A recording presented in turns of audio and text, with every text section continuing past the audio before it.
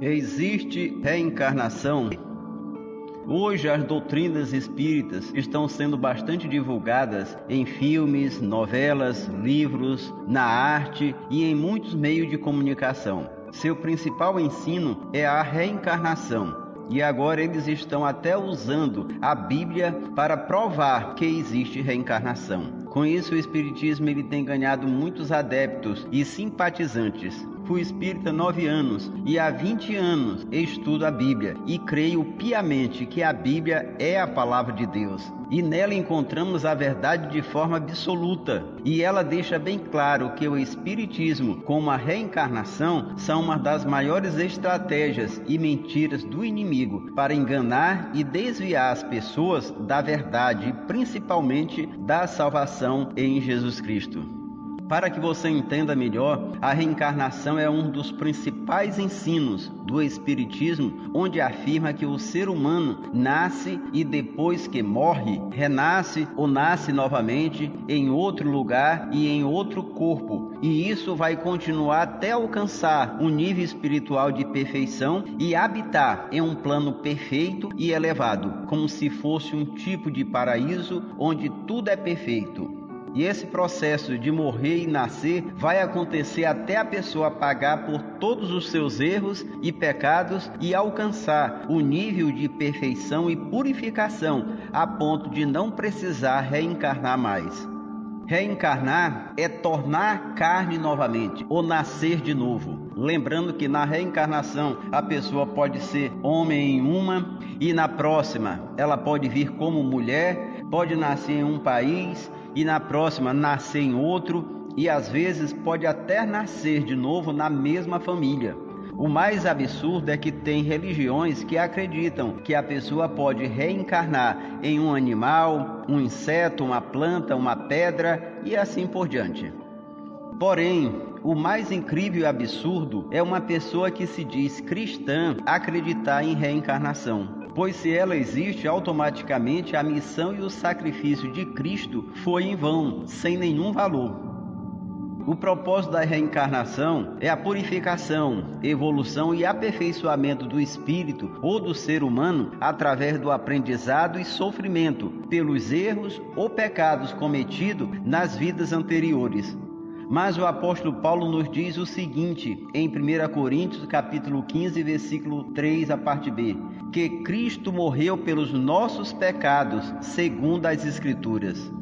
Veja o que está escrito em Romanos, capítulo 4, versículos 24 e 25. Jesus nosso Senhor, o qual foi entregue por causa das nossas transgressões e ressuscitado para a nossa justificação. E em 1 Pedro capítulo 2, versículos 24 e 25 está escrito: levando ele mesmo os nossos pecados em seu corpo sobre o madeiro, para que mortos para os pecados pudéssemos viver para a justiça, e pelas suas feridas fostes sarados. Na verdade, a reencarnação é uma das maiores mentiras e enganos de Satanás para impedir as pessoas de conhecer a verdade e obter a salvação que só há em Jesus Cristo. Pois em João capítulo 8, versículo 44, fala que ele é o pai da mentira. E em João capítulo 10, versículo 10, a parte A, diz que seu propósito é roubar, matar e destruir. E em 1 Coríntios, capítulo 4, versículo 4, está escrito que ele cegou o entendimento dos incrédulos para que não resplandeça, para que a pessoa não enxergue a luz do Evangelho. Em determinados assuntos, a Bíblia é bem simples e objetiva, e até os mais leigos conseguem compreender. Vejamos o que a palavra de Deus nos diz a respeito da reencarnação. Em Hebreus, capítulo 9, versículo 27, está escrito: e assim como aos homens está ordenado morrerem uma só vez, vindo depois disto o juízo. O texto é bem claro. Deus estabeleceu que o homem só vai morrer uma só vez e só vai se levantar para o julgamento, para ser determinado onde ele passará a eternidade, céu ou inferno. Esta é a lei de Deus quanto à morte e o juízo. Em 2 Coríntios capítulo 5, versículos 10, nos dá mais detalhes. Está escrito: porque todos devem comparecer perante o tribunal de Cristo, para que cada um receba segundo o bem ou mal que tiver feito por meio do corpo. Aqui fica claro que haverá um julgamento baseado nas obras que a pessoa tiver realizado em vida aqui na terra, onde vai ser definido sua eternidade. E veja mais uma confirmação de tudo isso em Daniel capítulo 12, versículo 2. E muitos dos que dormem no pó da terra ressuscitarão, uns para a vida eterna e outros para a vergonha e desprezo eterno.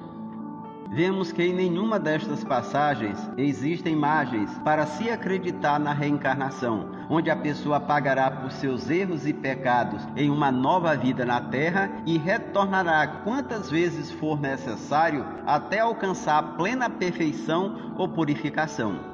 Mas deixa claro que cada um será julgado pelos seus atos e daí receberá a redenção ou a condenação. E veja o quanto Deus condena, abomina qualquer tipo de espiritismo, seja feitiçaria, consulta a espírito, encantamentos, cartomancias e práticas semelhantes. Veja o que está escrito em Deuteronômio capítulo 18, dos versículos 10 a 12. Não se achará no meio de ti quem faça passar pelo fogo seu filho ou a sua filha, nem adivinhador, nem prognosticador, nem agoreiro, nem feiticeiro, nem encantador, nem quem consulte um espírito adivinhador, nem mágico, nem quem consulte os mortos. Pois todo aquele que faz estas coisas é abominável ao Senhor. E em Isaías capítulo 8, versículos 19 e 20 está escrito: por que vocês não acreditam no que o seu Deus disse? Por que vocês vão consultar feiticeiros e médios para saber o futuro? Por acaso os mortos podem revelar o futuro aos vivos? O Senhor diz: compare as palavras desses feiticeiros e médios com a minha lei, a palavra de Deus. Se eles não falarem de acordo com a lei, vocês podem saber que não fui eu que os mandei. Não há futuro para as falsas mensagens desses feiticeiros. E para os que vivem nestas práticas e não se arrependem, sabe qual é o fim deles? Apocalipse capítulo 21, versículo 8. Mas quanto aos medrosos, e aos incrédulos, e aos abomináveis, e aos homicidas, e aos adúlteros, e aos feiticeiros, e aos idólatras, e a todos os mentirosos, a sua parte será no lago ardente de fogo e enxofre, que é a segunda morte.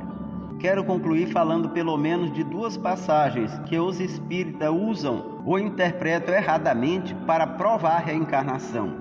João capítulo 3, versículo 3, que está escrito: respondeu-lhe Jesus: em verdade te digo, se alguém não nascer de novo, não pode ver o reino de Deus.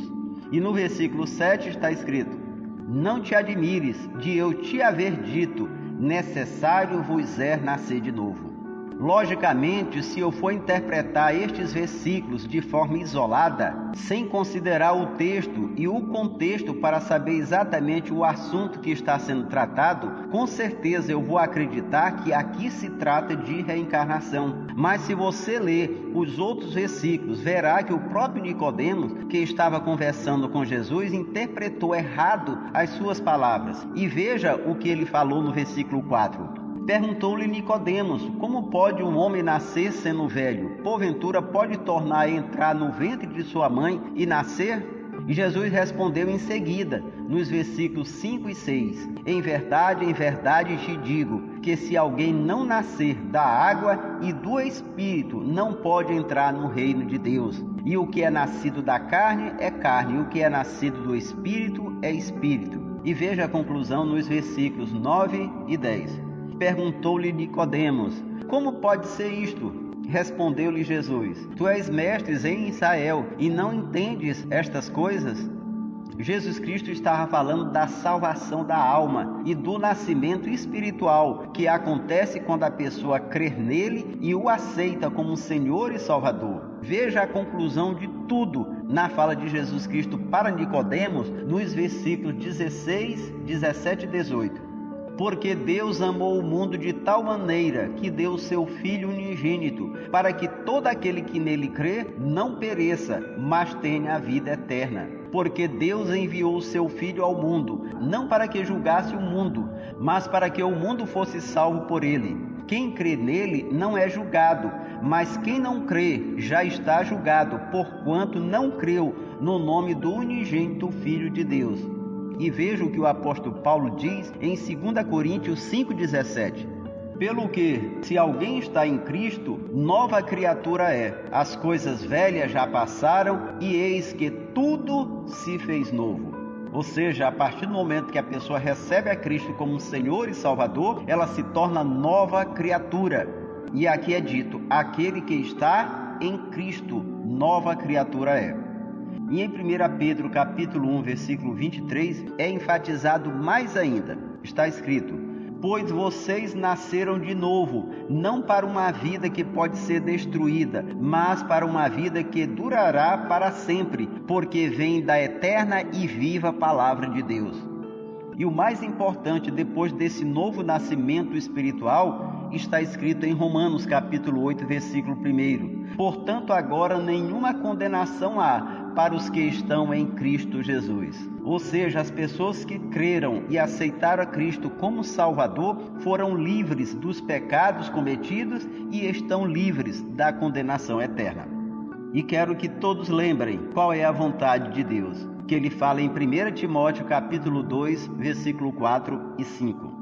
Deus quer que todos se salvem e venham ao conhecimento da verdade, porque há um só Deus e um só mediador entre Deus e o homem, Cristo Jesus, o homem. Outra passagem que os espíritas usam para provar que existe reencarnação se encontra em Jeremias, capítulo 1, versículo 5. Está escrito: antes que eu te formasse no ventre, te conheci, e antes que saísses da madre, te santifiquei. Às nações te dei por profeta. O raciocínio dos espíritos é o seguinte: se Deus o conhecia antes dele ser gerado no ventre de sua mãe, então com certeza foi na vida anterior de Jeremias, ou na sua reencarnação anterior. A pessoa que interpreta desta forma esquece que Deus é onisciente. A onisciência é um atributo, uma qualidade e poder de conhecer todas as coisas, inclusive passado, presente e futuro. Deus estava querendo dizer que tinha projetos para Jeremias, ser um profeta para anunciar a sua palavra. E ele determinou isso antes mesmo do seu nascimento, antes de ser concebido no ventre de sua mãe. Deus sabe o futuro de todos, inclusive aqueles que ainda vão nascer. Assim como estas passagens, existem outras que são usadas de forma tendenciosa e enganosa. Mas vou parar por enquanto, pois creio que tudo que foi falado foi suficiente para tirar dúvidas e para fortalecer mais ainda a convicção de muitos quanto a este assunto. Quem acredita em reencarnação despreza a Cristo e seu sacrifício na cruz para nos redimir e nos salvar da condenação eterna. Com isso, rejeita também o que a palavra fala sobre ele. Finalizo com uma passagem que desmascara Satanás e traz à luz a verdade de Cristo. João capítulo 10, versículo 10, a parte A. Eu vim para que tenha vida e a tenha em abundância. E em 1 João capítulo 5, versículo 20, veja o que está escrito. Sabemos que somos de Deus e que o mundo inteiro está no maligno. Sabemos também que já veio o Filho de Deus e nos deu entendimento para conhecermos aquele que é verdadeiro. E nós estamos naquele que é verdadeiro, isto é, em seu Filho Jesus Cristo. Este é o verdadeiro Deus e vida eterna. Quero orar por sua vida, que ouviu e recebeu estas verdades em seu coração e quer fazer uma entrega por completo a Cristo e à sua verdade. Repita comigo: Senhor Jesus Cristo, perdoa os meus pecados, dúvidas e inseguranças. Eu te recebo como Senhor e Salvador da minha vida. Quero te servir e ser guiado por ti em todas as minhas decisões e atitudes e por toda a minha vida, e vou viver para a tua glória. Amém? Aqui foi o pastor Paulo Castro. Deus lhe abençoe de uma forma grandiosa